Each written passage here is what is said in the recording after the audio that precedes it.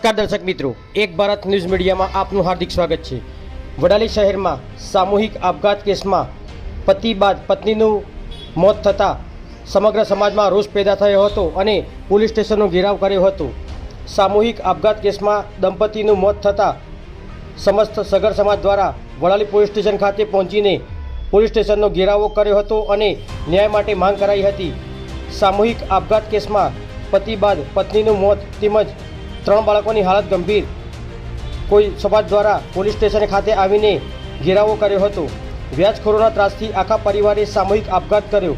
વ્યાજખોરોને પકડવાની માંગ સાથે સગર સમાજે પોલીસ સ્ટેશનનો ઘેરાવો કર્યો હતો।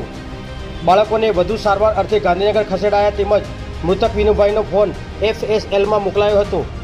પહેલાં વિનુભાઈ અને પછી કોથવીલાબેનનું મોત થતાં કુટુંબી અને સમાજની મહિલાઓએ ભારે આક્રંદ કર્યું હતું। વડાલી પોલીસ દ્વારા તુરંત કાર્યવાહી ન કરી હોય રવિવારે બપોરે સગર સમાજ આક્રોશ સાથે આવીને પોલીસ સ્ટેશન પહોંચ્યો હતો। ત્યારબાદ વડાલી પોલીસ એક શકમંદ વ્યક્તિને લાવ્યા બાદ આધાર પુરાવા ન મળ્યા હતા, જેથી પોલીસે સગર અગ્રણીને નામજોગ આપી ફરિયાદ નોંધાવતા જણાવતા અંતિમ સંસ્કાર પછી ફરિયાદ આપવાનું જણાવી બધા નીકળ્યા હતા અને મામલો થાળે પડ્યો હતો અને વ્યાજખોરો વિરુદ્ધ કડક કાર્ય કરવાની માંગ સાથે સમાજે ઉગ્ર માંગ કરી હતી। બ્યુરો રિપોર્ટ વિશાલ ચૌહાણ, સાબરકાંઠા।